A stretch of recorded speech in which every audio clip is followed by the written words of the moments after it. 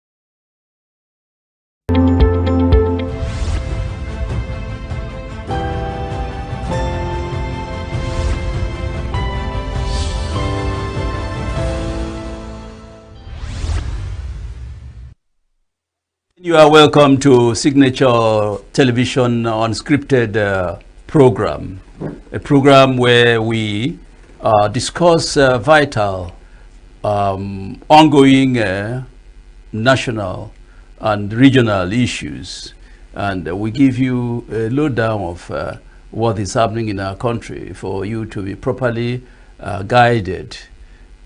Today, we are going to continue on that trajectory. And my name is Mike Obane once again. With me in the studio is Dr. Stan Ukeje. Dr. Ukeje is an economist and public policy analyst. Dr. Ukeje, you are welcome to the program. Thank you very much, Mike. Thank you. And our good friend is also here with us, Mr. Martin Ani, public affairs analyst. He has held several public offices in the past. Mr. Ani, you are welcome. Chivubani. Thank you very much. Pleasure to see you once again. Thank you. Like I said, Thank you. it's going to be an exciting moment for our viewers out there. And well, you look at it from the point of view of a country that its people are suffering in terms of economic, because of the economic downturn, in the country. A lot of families cannot feed themselves; they cannot feed well. But remember again that the primary purpose of government is providing for the security and welfare of the people. That is enshrined in the Constitution of the Federal Republic of Nigeria. But here we are. You see those elected, those who we have elected, public officers, they don't seem to be concerned with the provision of security and welfare for the people. All they are talking about is how to capture power. We are in the year 2025, and many politicians are thinking about 2027. They are holding meetings here and there. And that brings us to the issue of coalition. Talk about coalition between among the opposition political parties. It's interesting to note that the PDP governors, senators, and leaders of the party, a few days ago they talked about the issue of merging with other opposition parties to chase away the ruling APC government. But that is being spearheaded by the former Vice President, Atiku Abubakar. But somehow there is an opposition to that effect, to that plan. The PDP governors are saying, no, instead of building an opposition, let us build the party. And you do remember that the PDP was in authority for 16 years. So I want to ask, how do you feel about the opposition? I mean, the major plan, which is being spearheaded by Atiku Abubakar. Do you think it's something that we need, against the backdrop of the fact that the PDP governors, senators are saying, no, we don't need coalition, let's build a party? Do you think the PDP is able to build itself to the point of recapturing power from APC, Mr. Ani? All right, thank you, Jivubani, for that question, for that poser. Well, it's a big one. I don't know how they intend to go about it, but one thing I know is that PDP is facing internal crisis, and then most of the members are not agreeing to what each others are proposing. So basically what I want to say is that while you have those who believe that there should be a merger, and then to enable them capture power in 2027, and then of course defeat the ruling party, there are still those who believe that they can still organize a house and still have a formidable front, going into the elections. So what I want to say is neither here nor there, and of course you still have most, within their fold. A lot of persons are members of APC and they are still members of PDP, I don't want to start mentioning names. It's already in the public domain. Even the blind can see, that PDP is having a lot of internal wranglings and then division, which will obviously affect them, to have a common front going into that merger, because you might end up seeing those who will agree and those who will not agree. Those who believe that they will lose what they've gained, the ground they've gained if they go into merger, and then those who believe that they will gain a lot if they go into merger will certainly be agreeable to a merger. So the issue is neither here nor there. And then until they settle what they have internally, even the leadership is still being contested. It just looks as if it's still in the cooler for some time. The Damagun-led PDP. Some people are still contesting it. But then now they face a major problem from the ruling party, which they believe is trying to erode democracy. Yeah. That's why it looks as if they are coming together to fight. And then Atiku seems to be everywhere. But then when the chips are down, at his age, is he going to allow certain persons fly the flag of the party? Or will he want to use his domineering influence and big thick pocket to, grab the flag of the party ahead of 2027? So the issues are neither here nor there, but as time goes on, we'll see how they... Yes, thank you, Dr. KJ. Let me get to you. Do you think is timely? Is it do you think the time is ripe for elected, public office holders, the politicians, to begin to run from the north to the south, from the south to the west, talking about major, and when they ought to be talking about how to build our economy, how to build the economy, how to make it possible for the ordinary person to put food on the table, how to generate, grow the economy to the extent that there will be unemployment and the reduction of the stress that we see among the youth. Do you think the government is not missing its track? Well, what we generally call democracy here is actually participatory government. And one of the checks on office holders is strong public opinion. Where there is a strong public opinion based on issues, you will find that those who are representing the people will respond. But because of the complexity of the country, opinion is manufactured and divided. I think there was a recent incident in Edo State where some people were murdered on suspicion that they were kidnappers. Yes. Uromi. You can see that it concerns some people. It doesn't concern others. Nobody has said from Elele that we knew when these people came to hunt and we knew when they were leaving. In fact, there's an account I read in Daily Trust that the Emir of Kano authorized them to go to, is he the Emir of Elele? But it is the complexity of the country that makes the country divided. If the country was better organized, opinion will matter. I remember when Jim Ngobodo was governor of ENUGU State, of old Anambra State, and there was mealybug infection on cassava. I think, if I remember very well, the government dropped everything it was doing. Professor Egbete was commissioner for agriculture, and the government tackled it. It tackled mealybug because it affected the people who they were governing. And if they didn't, if the government did not react, it would have been a negative. It would have been a negative. But if you look at Nigeria as a complex area, opinion is divided. So opinion is not one. This last election, I read from the press that Barrister Shagari, who was a former deputy governor, said that he will not be running mates to Peter Obi because Obi will not win in his area. Forgetting that his father or his uncle had Kweme as a running mate. Kweme didn't join him because he will win, but he joined because it was a party.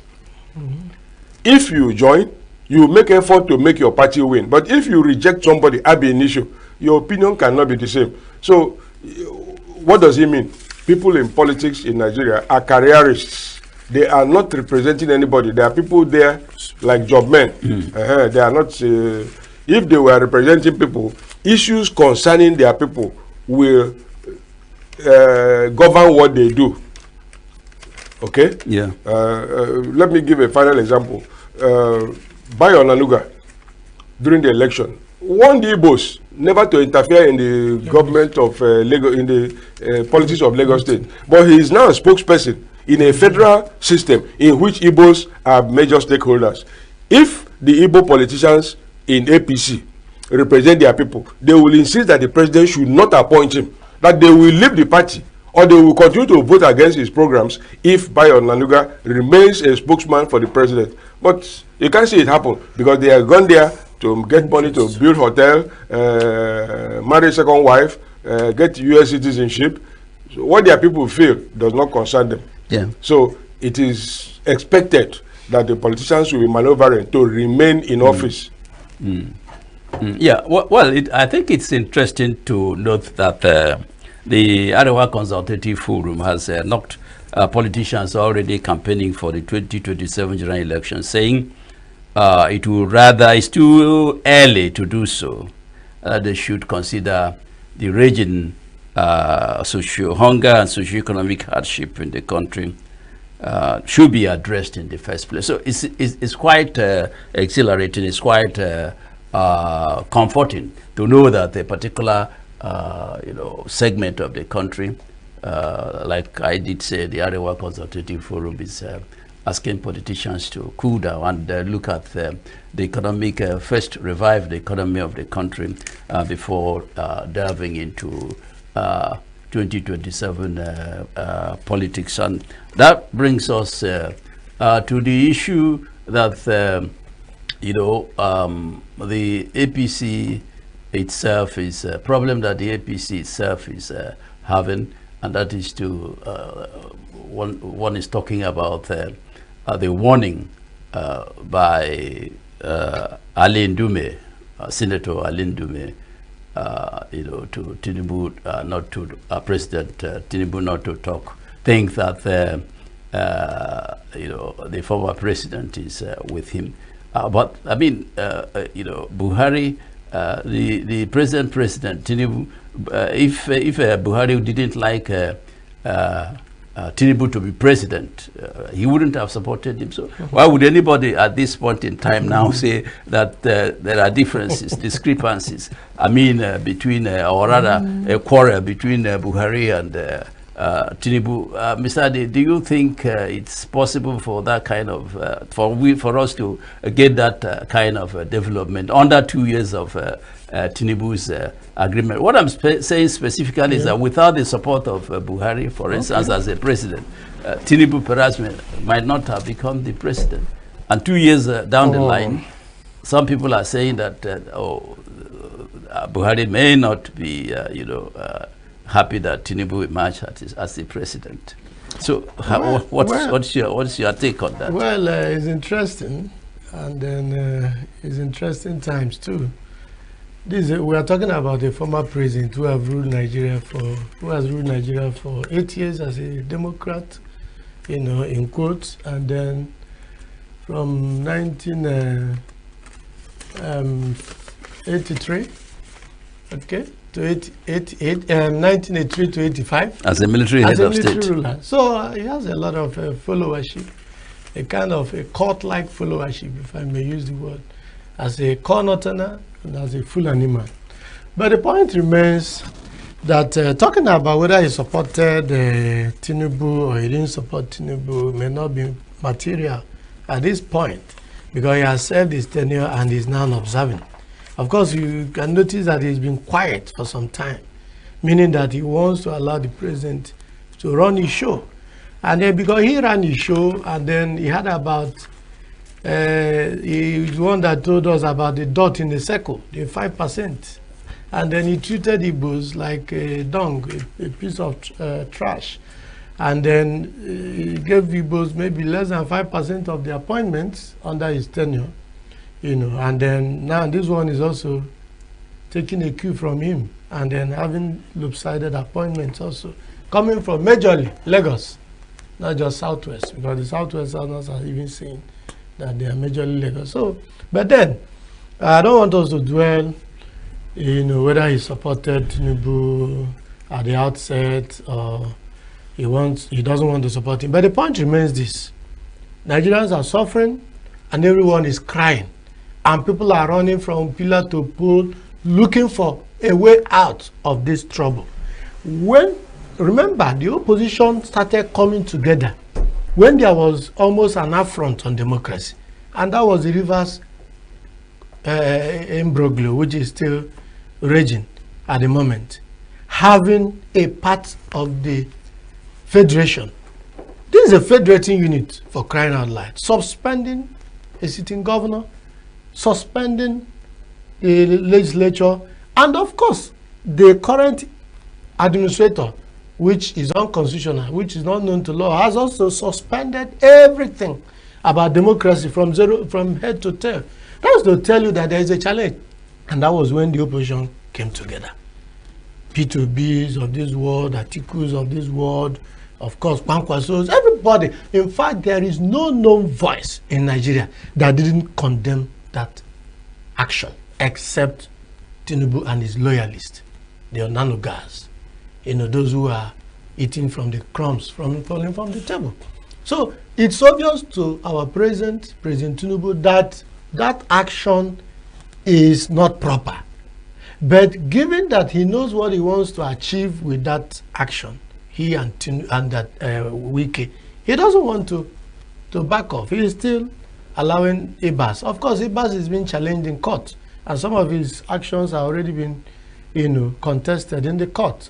Well, while we wait for how the court resolves, of course, his illegitimacy, the actions he has taken, the budget he wants to go and present, and all that, well, it's already, it will be sub judice for us to dwell into that. But then the point here is this: Nigeria is at a crossroad, and all Democrats must put their hands on the deck and see what to do to redeem the nation. If not, we don't know what will become of 2027, the so-called 2027 that everybody is clamoring for and looking for a united front to. We don't even know whether it will happen, because it looks as if Nigerians have been caged. You can't protest, you can't do anything. You look at the other day, some people wanted to protest, you know, and then so what do we actually do? So I'll come back to you. All Democrats need to I'll come unite, back to you, Mr. Andy. And then what do we actually do to redeem the country?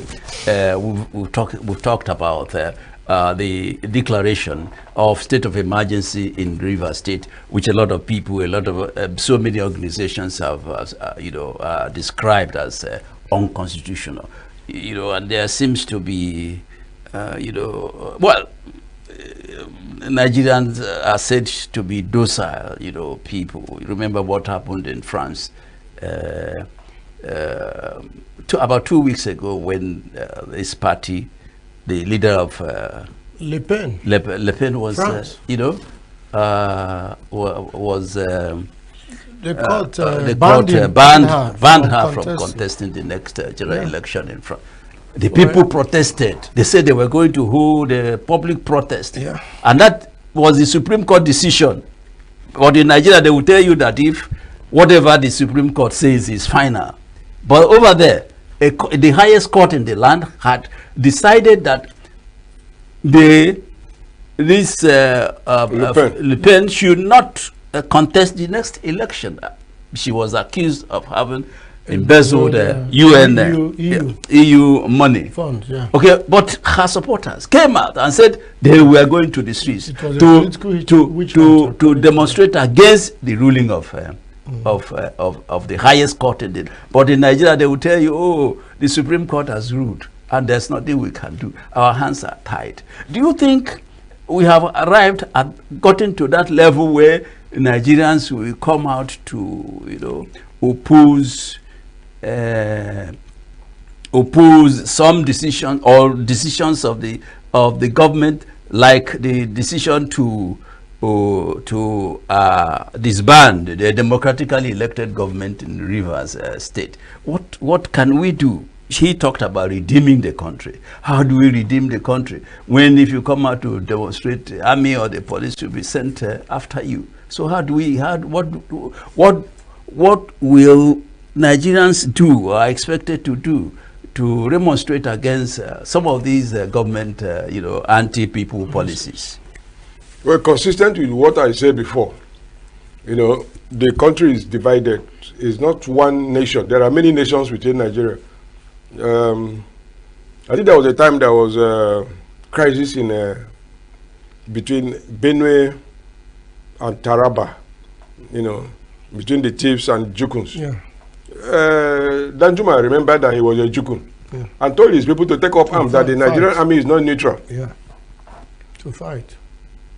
It's true, because he himself was not neutral when Ironsi was in power. Yeah. So people fight for themselves. I am sure that if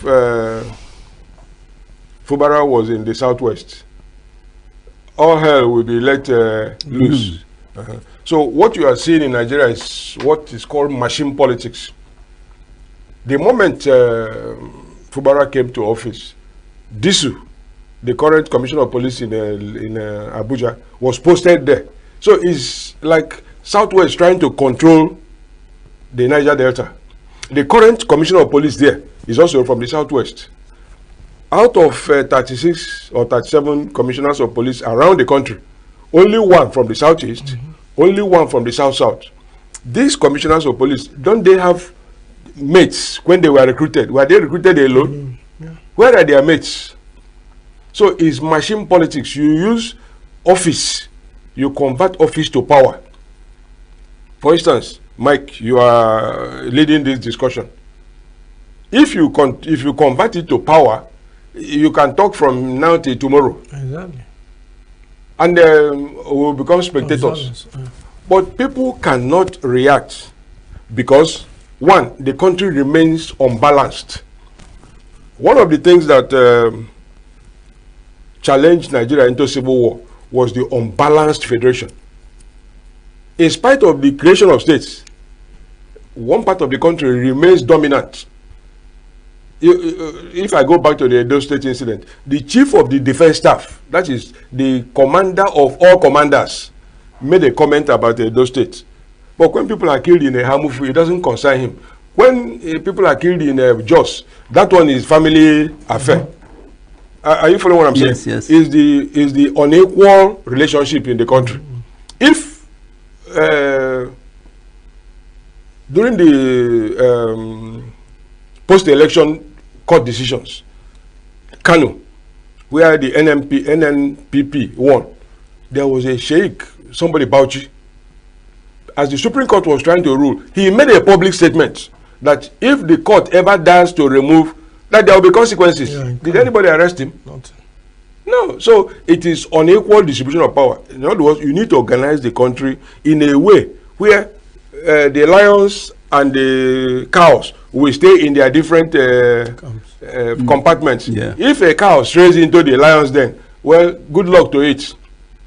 But if you leave it the way it is the voice of one person that will be, so you can't have a national opinion. Yeah. And like I said sometime here, football is popular, very popular, because the rules are known and it is followed. In the past, Radio Nigeria and radio stations in the north, especially the far north, didn't broadcast football matches because they felt, or their leaders there felt, it was a rascally game. But because of its popularity and the openness, many people now play football all over the country. Our politics is not like that. It's machine politics. If you have money, you buy people. You ask this man, follow me. If you want to be my follower and benefit, I want you to abuse your father.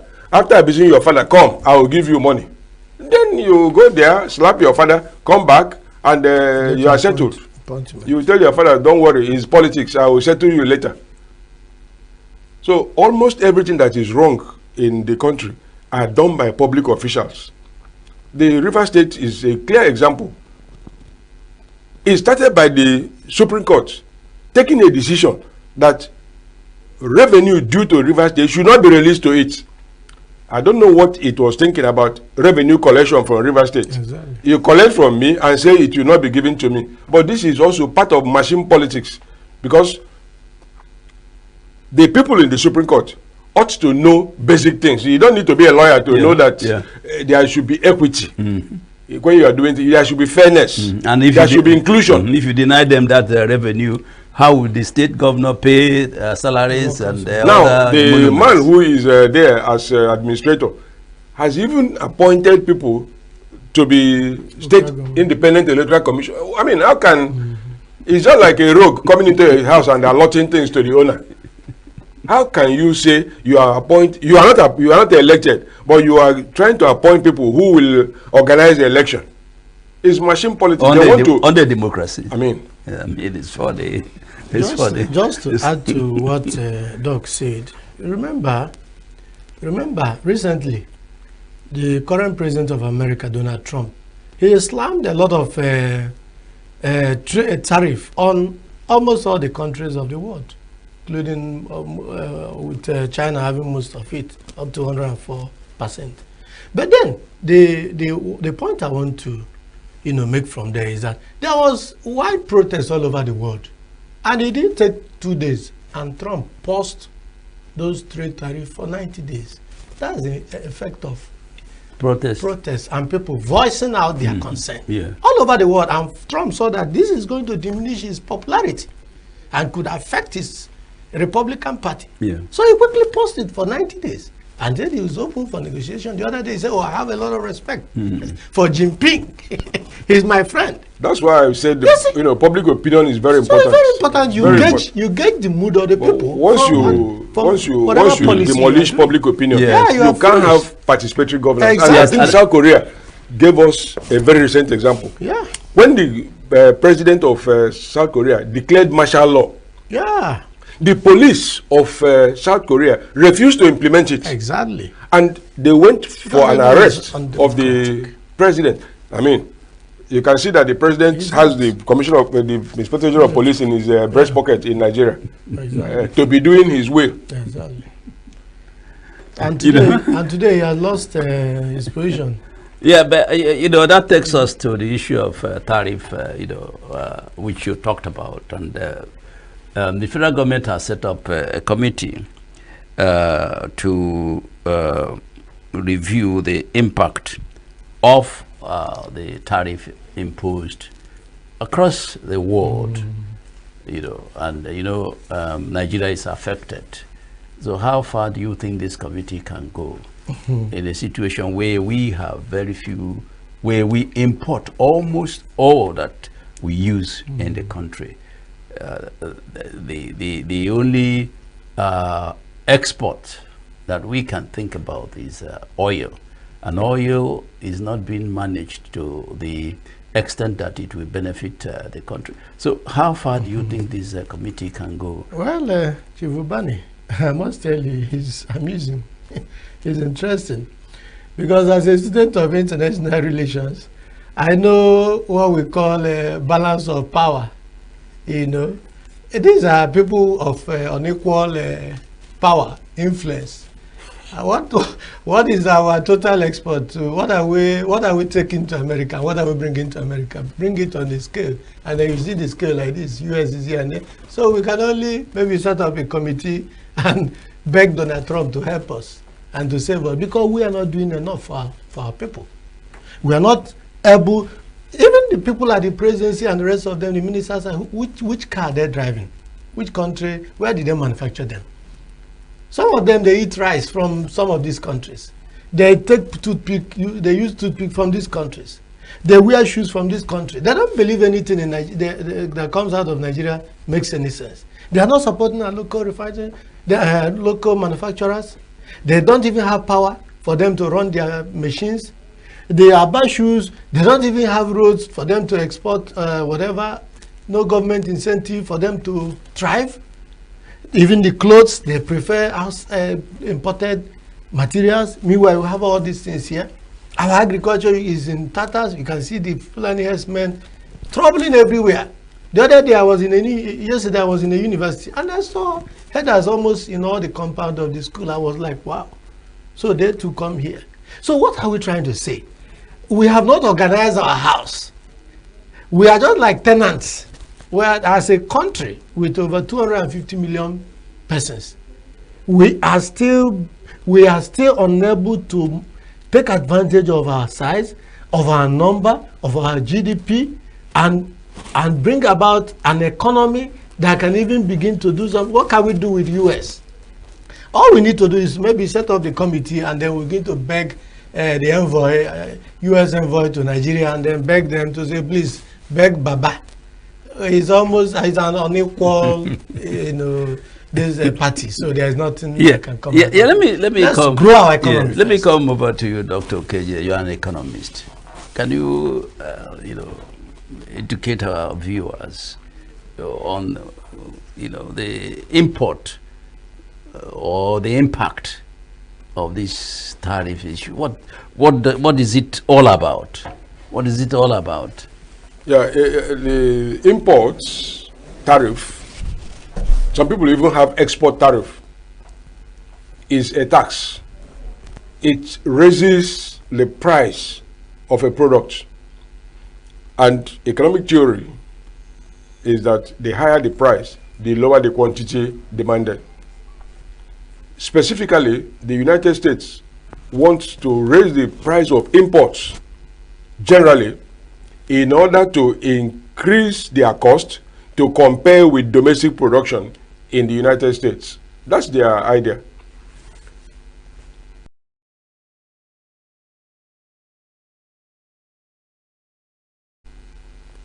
Why are they taking this step?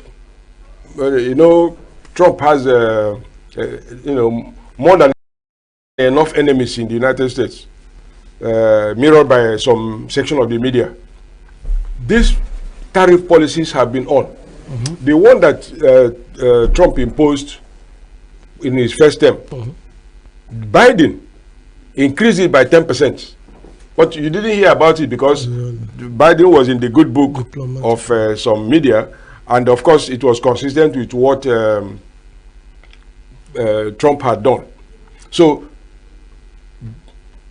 tariff is a trade barrier, and you'll find it in all cultures. Some people can use tariff, some people can use exchange rates.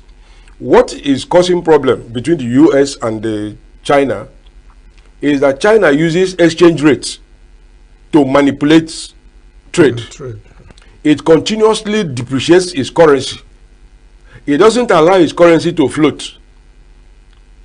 Nigerians go to China to buy goods, but when you go to Owerri Road and ask for yuan, you won't find it. Mm-hmm. China collects dollars from Nigerians for import from China. They don't collect yuan. Oh. So we earn dollar from the United States and they will give it to China. China manufactures, sells to the United States, and does not use the money to import from the US. They store it there and use it to buy US Treasury bills, investment. So, and the US have been complaining. The European Union started as a coal union in the 1950s between France, Italy, I think Belgium. There were 4 countries. Now, because of the power of the US as an economy, they felt that if the Europeans were to form an entity that had one currency, they can challenge the dollar. That was how they came to the euro. Now, but their problem is that they have multiple finance ministers. So they cannot come to a decision very easily. The US is aware, but because Europeans are the dominant people in the United States, they don't worry. But they're also manipulating trade with the US. The difference between China and the United States is that China is a country of natives. The US is a country of immigrants. You have Chinese Americans, you have Japanese Americans, you have Nigerian Americans, you have Igbo Americans, Efik Americans. All these people are in the United States, but still loyal to their country of origin. You get the point I'm making. So they tend to rig rules in America for their countries. But the Europeans don't do exactly the same thing, because, I mean, they know their country. They also own the United States. The Chinese are not that loyal. Yeah. But the United States don't want, because trade is an alternative to conflict. Trade can be conflicting, but it's an alternative to war. If it were to continue, if it were in some countries, if the United States was a country of natives, they will exclude Chinese people from some of their strategic industries. They will ask Indians to leave their pharmaceuticals, because that's where they get the patent. They steal it and go back to India to produce what they call generic products. So America wants to play by rules. The United Nations, I mean the World WTO, the United Nations Conference of Trade and Development, UNCTAD, and other agencies that govern trade have rules which the Chinese violate. They violate it. They have a trade. US, Canada, and Mexico have an agreement. That agreement emphasizes that people who work in producing products that are imported into their countries must be fairly paid. But criminal groups in Mexico manufacture products and smuggle it into the United States. Canadian companies owned by Chinese, you know, bring in third-party parts, put it in products made in Canada, and export it to the United States. The US have been complaining. But, I mean, I saw the Canadian Prime Minister making a broadcast. That's the former one. His father was a former premier, making a broadcast to the United States people, telling them to remember that Canada and US are united. You know, you will suffer if there are not too many countries that will tolerate that type of thing. US is so big and strong that it can destroy Canada in a twinkle of an eye. But they tolerate it. So US is a very tolerant country. Yeah. Forget about what people are saying. Not too many countries will tolerate it. Yes, Dr. KJ, I did hear the Canadian Prime Minister, the former Canadian Prime Minister, saying that the Canada will retaliate, you know, over the tariff. You know, the one they call Trudeau. Yes, over the tariff issue. Do we have a situation where Nigeria can tell US we will retaliate? Do you foresee that kind of statement coming from Nigeria? It cannot happen, because I told you we are doing machine politics. Professor Bolaji Akiyemi had been appointed chairman of Nigeria International Affairs. One of the first things he said was that the government should be careful not to confront the United States. But that is just academic. Three of us here, if we don't go to Ogbete market in ENUGU for the next 1 year, Ogbete will not know that we didn't come. So Nigeria is an infinitesimal player. The US has more oil reserves than Nigeria.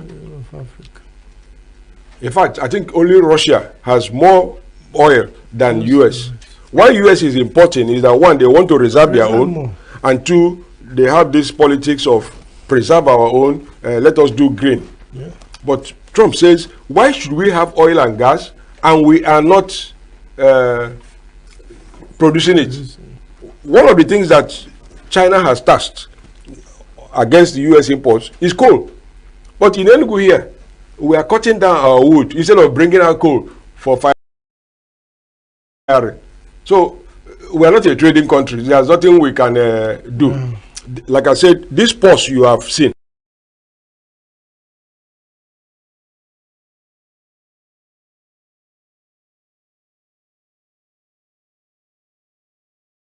is because through the back channels, people are begging the US, because the US is the only market in this world where if you export to US, you will be rich. If you don't trade with the United States, you will be poor.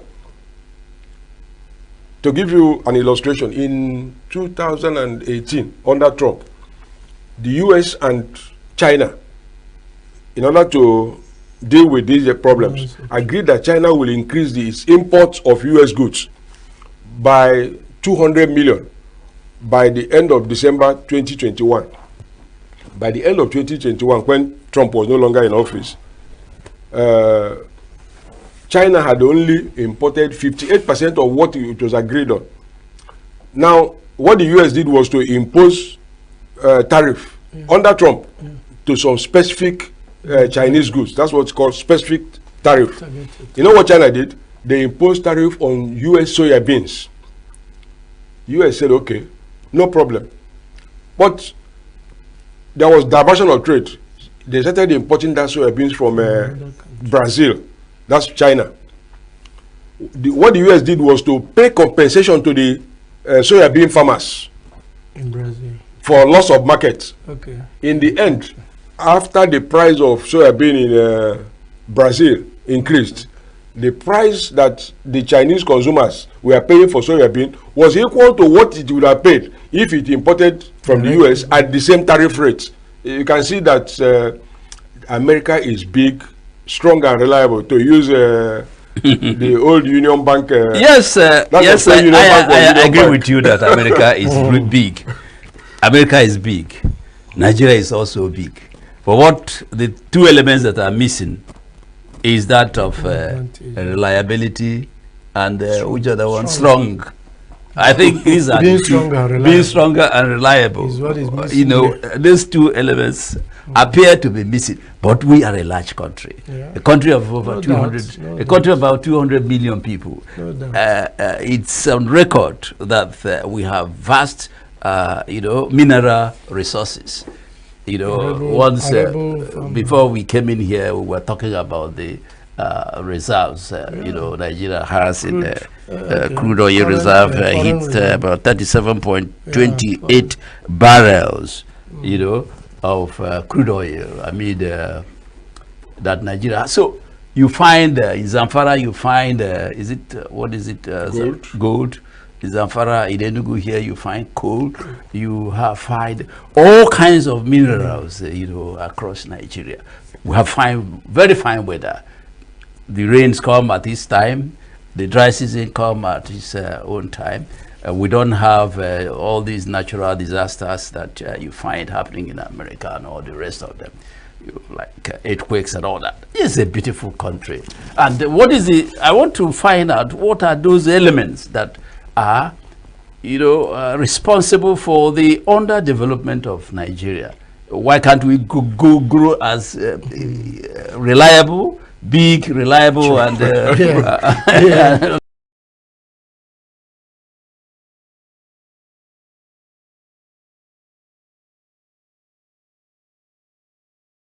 like America, so that we you know, when America speaks, we can now say we will retaliate. Yeah.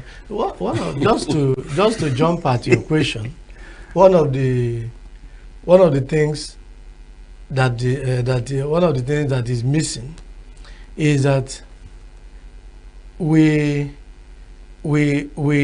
cannot conduct free, fair, and credible election. That is one of the missing link. Once people know they can get power by any other means apart from the votes of the people, they will always dribble the people when they come to power. So if Nigeria can conduct fair, free, and credible election, then those who want to lead the people will always strive to be men of integrity. People who will keep to their words, keep to their electoral promises. As long as people win by this other means, they come to power, they will dump the promises they made. They can do whatever they want to do.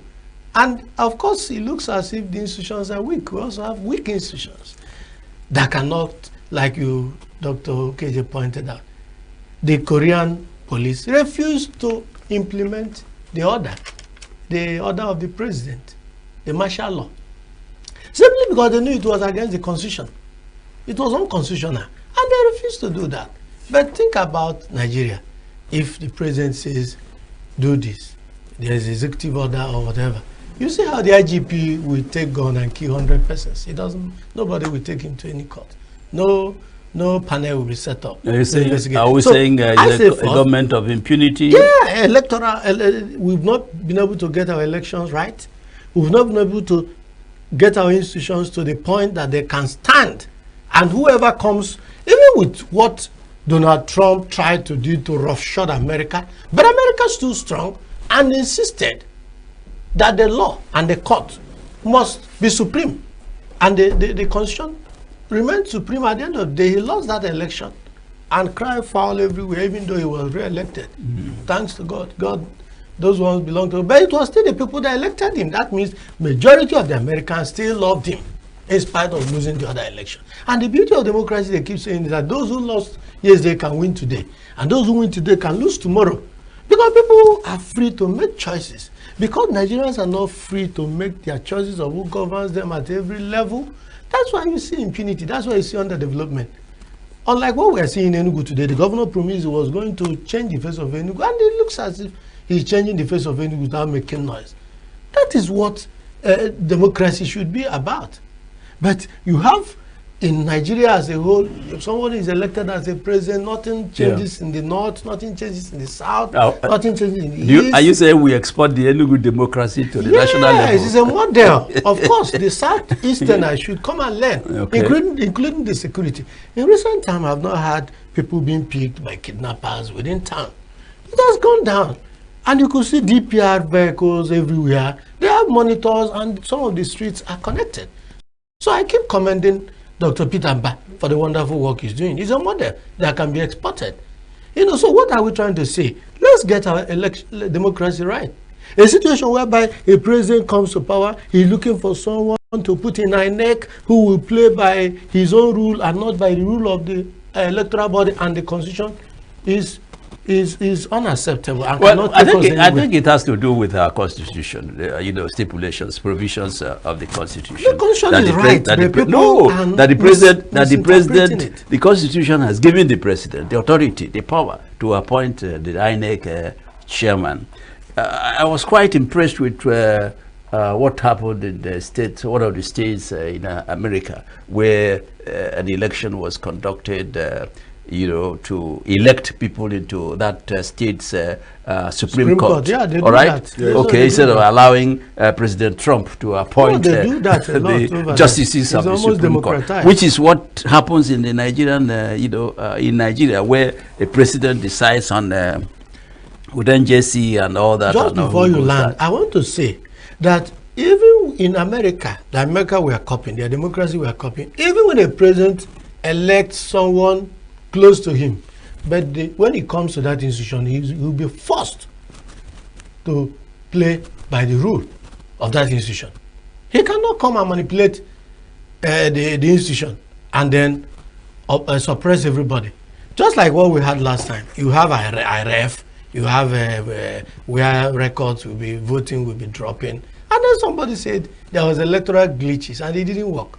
He said server. Somebody said you have a back end. You could go to your system and call it up, even if there was but then you see that there was lies, series of lies, rigmarole, you know, until it looks as amazing has taken over everybody, and then we are still sleeping. And then 2023 has passed.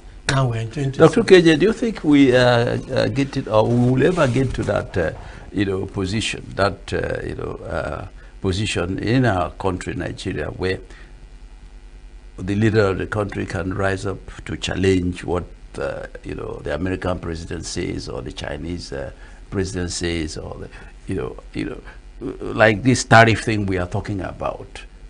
The Canadian people stood up and said they were going to retaliate. It is not going to happen. It's not. You think it's not going to? It's not going to happen in Nigeria.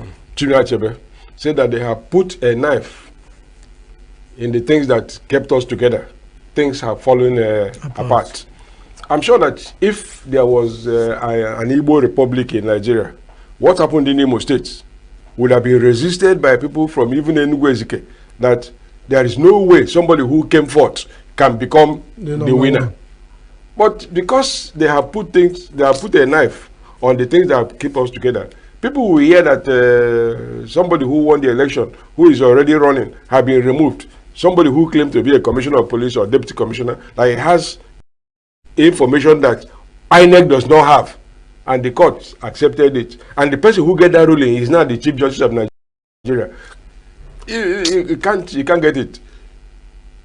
One of the things that make for unity is solidarity. There was a time, I think under Abacha or Babangida, that one colonel, I think from the southwest, was made administrator of Abia State, military administrator. When he came, he tried to do some mago-mago and removed the secretary to the government who opposed some contract he wanted to award. Of course, he removed him. But the person he appointed rejected the offer. That's institution. The man quickly recalled the man he removed. Yeah. Ebitu Kiwe was deputy to Babangida. You know, it's all this manipulation that Igbo man has been giving chief of general staff. But when he came to the brass tacks, the man said, I will not take this from Abacha. If I'm the chief of the general staff and deputy head of state, on a national day, I should come in only before the head of state. Sure. Abacha said, no, I'm senior, I'm the different. He said, no. This is not a military engagement. That one passed. Babangida went to register Nigeria with... oh, I see. He said, we never discussed it. He removed him. Did any Igbo person of responsibility condemn him for losing the post? He didn't go there for an Igbo person. But I am saying this as a citizen. We never discussed it. So his behavior was one of solidarity. He was not speaking for Igbo people. He was not speaking for Yoruba people. He was speaking for Nigerians. We never discussed this thing. How many politicians will say, this thing you are doing is not what we discussed? Mr. President, how can all the offices in the economic section be held by people from your place?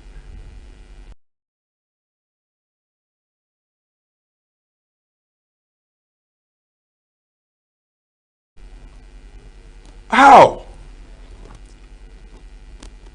You know? They are the most qualified. That is solidarity. If you speak out, let me give you an example. In the 1960s or 50s, there was a committee set up by Zik when he was premier. Yes. You know, they set up, they gave people appointments. The late Igwe of Halomona, but he was a barrister at Abakaleke.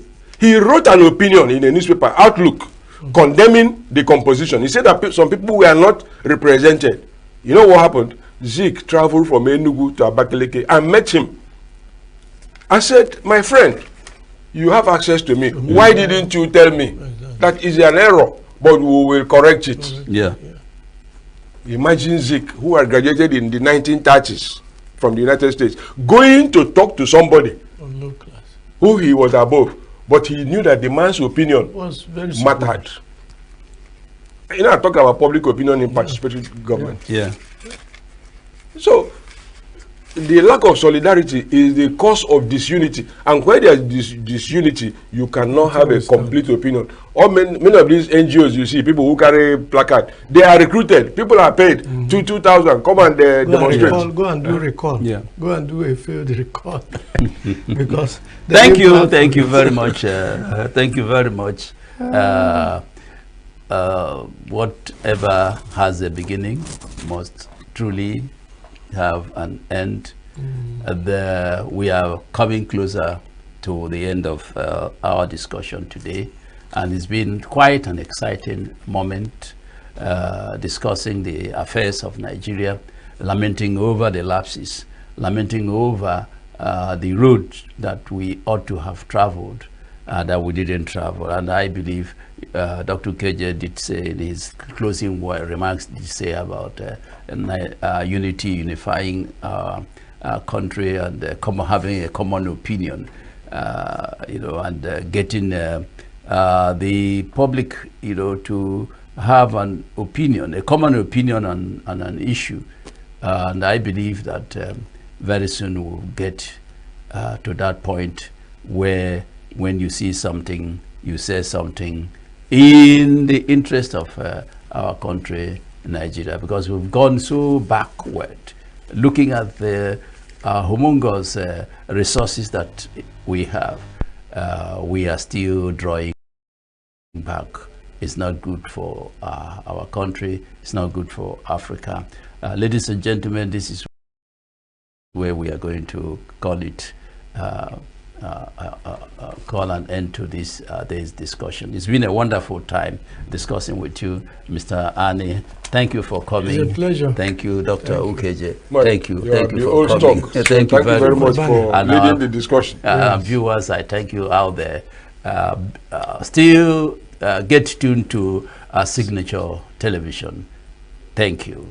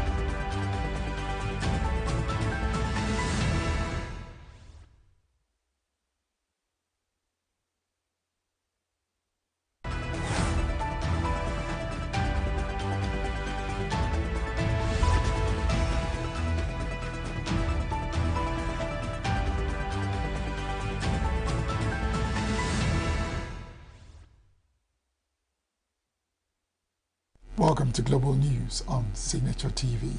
I am Barry Kumo Ado. In the headlines, House of Reps inaugurates Oversight Committee for Sole Administration of River State. Gunmen kill 3 policemen in ENUGU State. Australia asks Indonesia about Russian request to base aircraft in Papua. And police vehicles burnt as protest against Muslim land law turned deadly in India. Details shortly. We are local.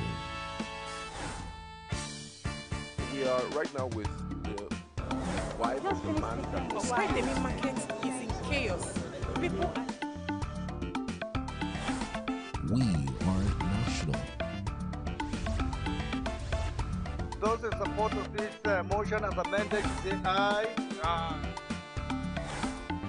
We have taken the vote by default. We are international.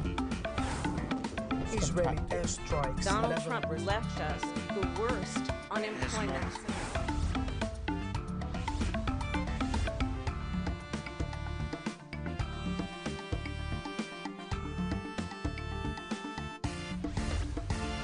Signature TV, news in your pocket. Judean Abbas on Tuesday inaugurated a 20-man committee to oversee the affairs of a sole administration in River State. Performing the ceremony, Abbas said the committee is to monitor the implementation of federal directives and policies in River State, ensure that the caretaker administration adheres to the law and protect public interest. Said that with the declaration of emergency rule in River State, suspension of Governor Simelai Fubara, and dissolution of the State House of Assembly, National Assembly has a constitutional responsibility of making and amending laws for the state. Abbas said the intervention of the National Assembly ensured continuity in governance whenever state institutions are nothing. Its actions are grounded in section of the 1999 Constitution as amended, confers on it the authority to make laws for any state whose elected legislative body is unable to perform its statutory functions. Told the sole administrator, retired Vice Admiral Ibok Ete Abbas, to report to the National Assembly for legislative approvals, reminding him that his administration in River State is inherently temporary. His role is strictly circumscribed, as he is charged with maintaining law and order, ensuring that the basic functions of governance are met only until full democratic governance is restored. A federal high court sitting in Port Harcourt has dismissed a suit filed by the Labour Party in River State, challenging the alleged defection of a suspended Speaker of River State House of Assembly, Martin Amewule, and 26 others. Delivering judgment on Tuesday, Justice Emmanuel Obele cited a recent Supreme Court decision which he said had already addressed the issue of defection raised in the suit. The judge held that it lacked jurisdiction to adjudicate on a matter that has been conclusively determined by the Apex Court. Counsel to defendants Ken Nzemanze, senior advocate of Nigeria, had in its final written address urged the court to dismiss the suit in light of a Supreme Court ruling which upheld the legitimacy of the lawmakers. Counsel to the Labour Party, Clifford Chukwu, argued that the issue of defection was a collateral matter in the case decided by the Supreme Court and urged the court not to dismiss the suit.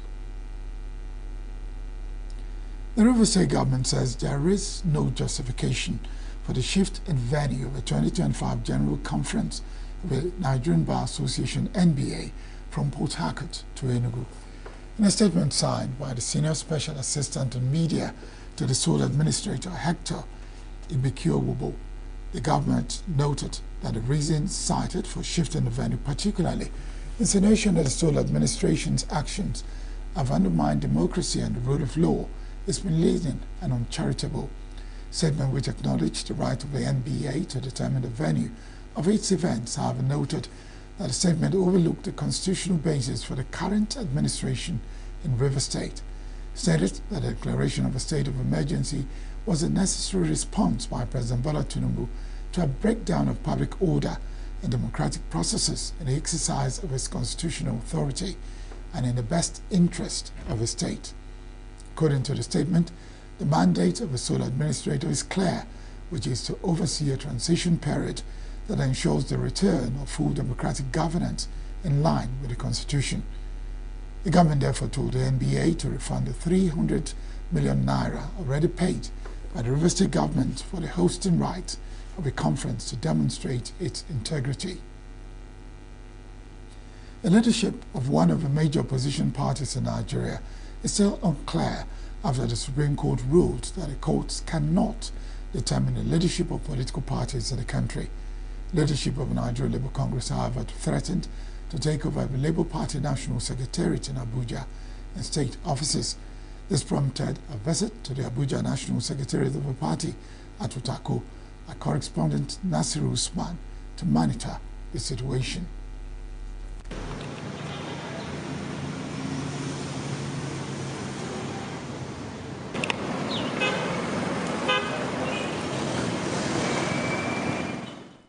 The hostility to the media was unrestrained. The secretary of the Labour Party, Farouk Umar Ibrahim, was a step short of physical assault. He queried why Signature TV should be interested in the planned NLC takeover of the party secretariat and ordered this reporter out of the party secretariat. In contrast to the reaction of Farouk Ibrahim, the outside of the Labour Party headquarters was normal. 3 policemen at the gate, a police vehicle and a federal road safety vehicle were the only sign of increased security. If there was any anticipation of an invasion by Labour activists, it did not show, except that the security men would not allow any video coverage of the area. They did this in a firm but respectful manner.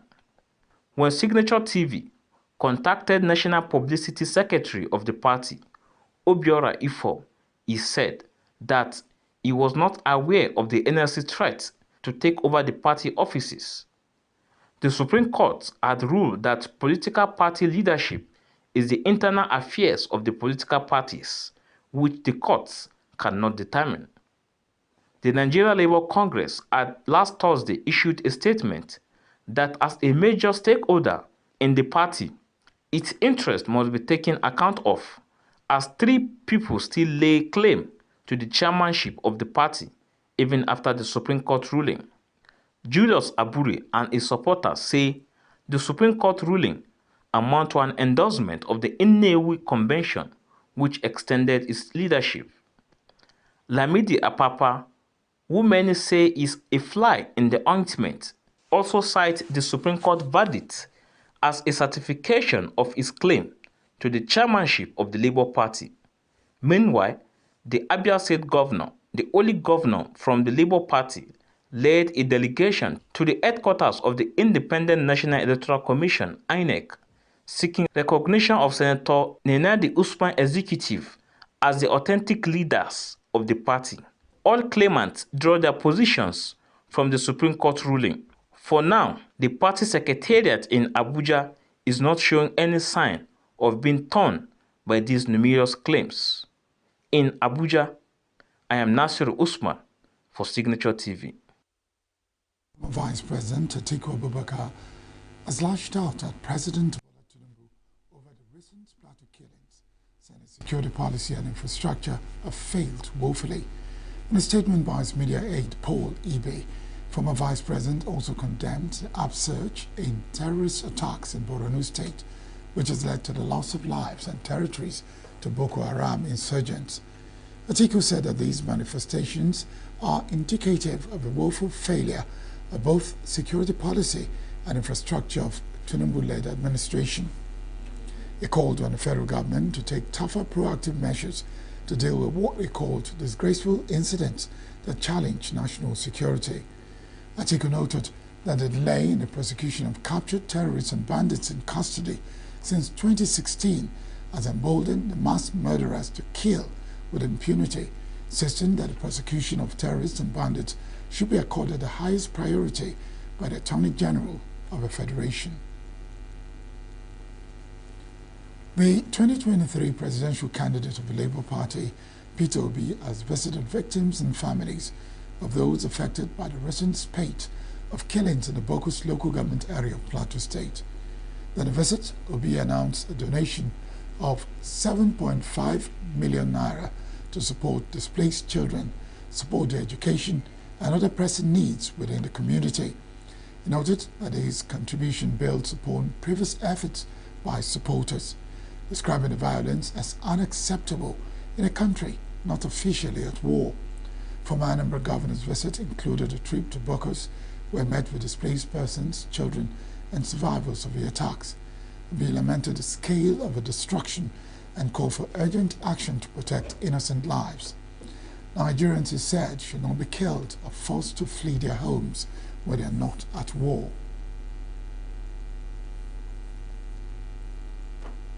Meanwhile, Obi has accused the Benue State government of politicizing his planned visit to internally displaced persons camps and health institutions in the state. In a statement shared via his official X account, Obi expressed disappointment over what he described as deliberate attempts to frustrate his humanitarian trip to Benue, lamenting what he called the growing politicization of good causes in Nigeria. Said the governor of the state, Reverend Father Hyacinth Alea, had moved to block a planned visit by Obi to camps housing internally displaced persons in the state, saying he could not guarantee the security of any high-profile figure in the state. Obi explained that his visit, scheduled for April 14, was part of a two-stage outreach beginning in Plateau State on April 13, but that while the Plateau State governor warmly welcomed his intention to visit, he was unable to directly reach Benue State governor despite several attempts. Said that no feedback came until the evening of Sunday, April 13, when the ADC admitted had been unable to contact the governor for 3 days. The ENUGU Chamber of Commerce, Industry, Mines and Agriculture, ESIMA, has appealed to the ENUGU State government to make provisions for the development of the ENUGU International Trade Fair Complex in its annual budget. President of ESIMA, Odega Jidong, made the appeal at the closing ceremony of the 36th ENUGU International Trade Fair held at the Permanent Trade Fair Complex in ENUGU. Correspondent Ugone Owalu covered the event for Signature TV. 10 days of exhibition of goods and services, engagements, building of business relationships and networks, as well as building and selling at the ENUGU International Trade Fair. And once again, the fair has proven to be a platform for growth, innovation and collaboration with the ultimate aim of bringing about economic growth and development. Over the past few days, the ENUGU Chamber of Commerce, Industry, Mines and Agriculture, ESIMA, has brought together businesses, innovators and leaders from across the region. Exhibitors showcased their latest products and services, from cutting-edge technology to innovative manufacturing solutions. This was highlighted by the ESIMA president, Odega Jidong, during the closing ceremony of the 36th ENUGU International Trade Fair. Jidong, in his remarks, thanked all who attended and showed support to the chamber during the fair. He appealed to the government to include development of the trade fair complex in the annual state budget. We have indeed been able to successfully host the 36th ENUGU International Trade Fair. This could not have been possible without your support and the confidence reposed on us. My sincere appreciation goes to all of you who traveled this route with us. You believed in us, you shared our pain, you stood by us, and this morning, with a heart filled with joy, I wish to tell you that we are indeed grateful. International trade fairs are licensed to hold in the different geopolitical zones of Nigeria. ENUGU is one of them, Lagos is one, Kaduna is one of them. And it is upon the federal government to develop the infrastructure in the trade fair complex. Such development has been done in Kaduna and Lagos and Abuja, but that has been absent in ENUGU. We've appealed to the government severally, times without number. This appeal had gone on for years. We've been appealing to the federal government to include the development of this complex in the budget, in the annual budget. Sellers expressed concern about low patronage during the fair, blaming it on the location of the arena. First of all, the kind of money that's been paid by those that are selling is too much. And when you are selling something just to make your gain, you want to sell so you can come up. But when you give them your price, nobody want to buy anything there. because of what they have already given out. The patronage has been, let me say, people are trying. When you check due to the condition of the country, the economic hardship, and so on and so forth. Even though it's unlike before, as the trade pay it used to be, usually be. So I can say they have tried, though it's not up to what we are selling the previous years. But at least when you check the condition of the country now and the economy, you say people are still trying. They are still coming up. Okay, what do you? There are so many factors. Number one is let me say the inflation rate. What you are buying maybe before the previous, what you are buying maybe in 3,000 naira, now it has become 7,000 naira or even 8,000 naira. That is number one. And number two, there is no money in people's hands. People doesn't have money. Number two. And another factor is that due to so many people now are not, let me say, they are not watching the local stations now. So this is another factor that make the let me say the turnover very low, because so many people don't even know that there is even trade that is happening due to all the social media that we are having now. Unlike before, if it is before now, you see the local stations or both the radio and the TV station, people are watching it. But now, so many people are not watching it. The closing ceremony featured a presentation of gifts to outstanding companies. I present this award of excellence to you on this day, 14th April 2025. Congratulations.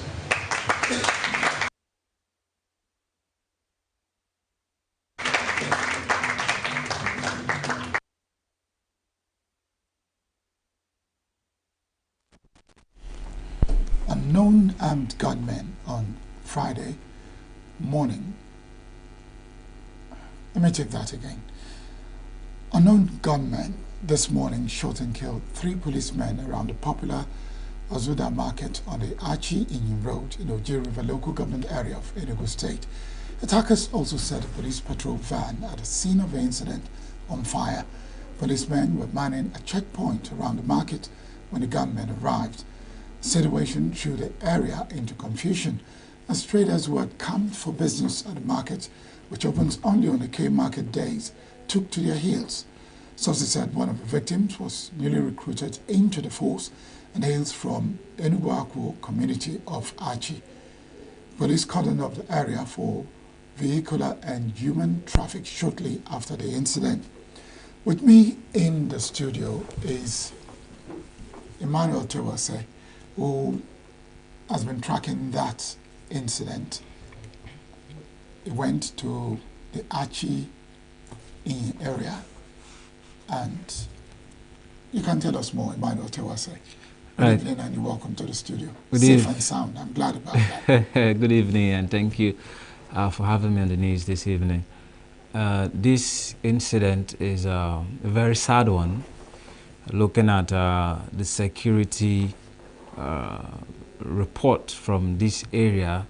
First, it was a issue of kidnap last year, then we're having this, and it's quite sad that human beings feel so comfortable to take another's life without recourse.